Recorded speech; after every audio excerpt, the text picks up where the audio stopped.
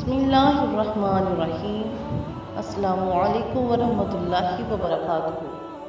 سامعین کرام، میرا آج کا موضوع ہے بچوں کی اسلامی تعلیم و تربیت میں ماں کا اہم کردار۔ کہ بچوں کی اچھی اور اسلامی تعلیم و تربیت وقت کی اہم ضرورت ہے۔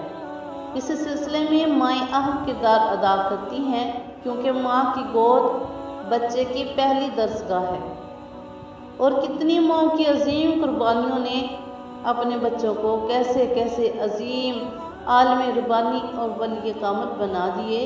کیونکہ جب ماؤں کی تمنائیں نیک ہوتی ہیں تو نہ جانے کیسے کیسے عظیم لوگ اس امت میں پیدا ہوتے ہیں، اور یہ نیک مائیں ہی ہیں جو کہ امت کو ایسے تحفے دے سکتی ہیں۔ کیونکہ گھر کے ماحول کو دیندار بنانے کے لیے ماؤں کا کردار بڑی اہمیت کا حامل ہے، کیونکہ ایک عورت کی دینی تربیت خاندان بھر کی تعلیم و تربیت ہے۔ مائیں اگر اپنے گھروں کو جنت بنانا چاہتی ہیں اور اپنے بچوں کی دنیا اور آخرت سنوارنا چاہتی ہیں تو آج ہی سے اسلامی تہذیب کو اپنائیں، کہ یہی ٹھنڈی روشنی ہے جس میں دنیا اور آخرت کا سکون ہے۔ اسلامی تہذیب کے بغیر اندھیرا ہی اندھیرا ہے۔ اپنے بچوں کو اچھے عقائد سکھائیں۔ سب سے پہلے اپنے بچوں کو سچ بولنے کی عادت ڈالیں اور انہیں نماز پڑھنے کا عادی بنائیں۔ خود نماز پڑھنے کی عادت ڈالیں، کہ جب خود نماز پڑھیں گے تو بچے بھی دیکھ کر نماز ادا کریں گے۔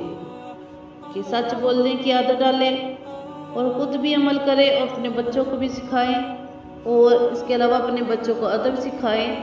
کیونکہ ترمذی شریف کی حدیث مبارکہ میں ہے، حضرت جابر بن سمرہ رضی اللہ عنہ سے روایت ہے کہ رسول اللہ صلی اللہ علیہ وسلم نے ارشاد فرمایا کہ کوئی شخص اپنی اولاد کو ادب دے، وہ اس کے لیے 1 سال صدقہ کرنے سے بہتر ہے۔ سبحان اللہ۔ اور اپنے بچوں کو اچھے عقائد دے، کہ اچھا عقیدہ انسان کو ماں کی گود سے ملتا ہے۔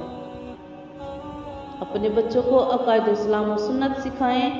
حضور پاک رحمت دو عالم صلی اللہ علیہ وسلم کی محبت، تعظیم و تکریم ان کے دل میں ڈالیں، کہ یہی اصل ایمان، عین ایمان اور روح ایمان ہے، اور اسی پر ذات و دین کا دار و مدار ہے۔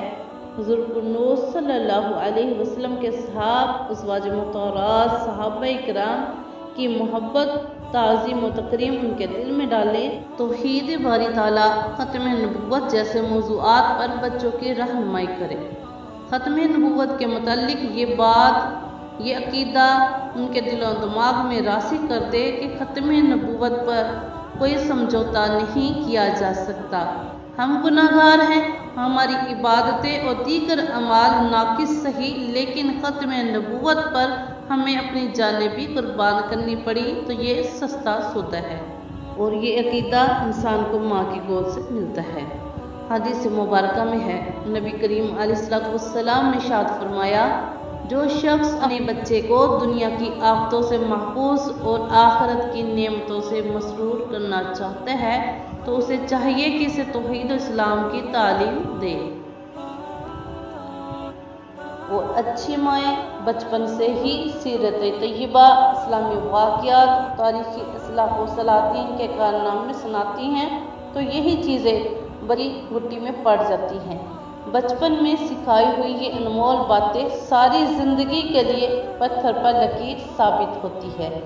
بچپن کی اچھی تعلیم و تربیت تاحیات کام دیتی ہے، کہ تعلیم کی کمی تو عمر کے کسی بھی حصے میں پوری کی جا سکتی ہے، لیکن اچھی تربیت کا زمانہ بچپن سے بہتر کوئی نہیں۔ اور جس بچے کی تربیت علمی ماحول میں ہوتی ہے اس کا علم بڑھتا ہے، جس بچے کی حوصلہ افزائی کی جاتی ہے اس کا اعتماد بڑھتا ہے، جس بچے کی تعریف کی جاتی ہے وہ اچھی چیزوں کو پسند کرتا ہے، جس بچے کو سچ بولنا سکھایا جاتا ہے وہ ہمیشہ سچ بات کرتا ہے، جس بچے کو ہر وقت ڈرایا جاتا ہے وہ ہمیشہ خوف کا شکار ہو جاتا ہے، اور جس بچے کو بہادری اور دلیری کی کہانیاں سنائی جاتی ہیں، واقعہ سنائے جاتے ہیں، وہ بچہ مجاہد بنتا ہے۔ اپنے بچوں کو شرم حیا کا عادی بنائیں۔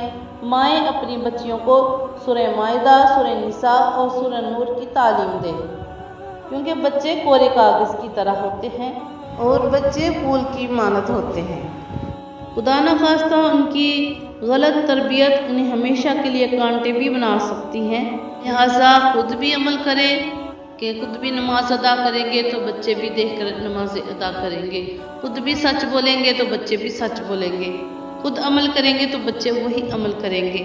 لہٰذا آج ہی سے اپنے بچوں کی اچھی اسلامی ماحول میں تربیت کریں کہ اپنے بچوں کی دینی تعلیم و تربیت کا اہتمام کیجیے کہ وقت گزرتے دیر نہیں لگتی، اور جب وقت گزر جائے تو سوائے کفِ افسوس کے ملتے رہ جانے کے سوا کچھ ہاتھ نہیں آتا، اور آج ہی کی اچھی تربیت پر آئندہ کی خوشحال زندگی کا دار و مدار ہے۔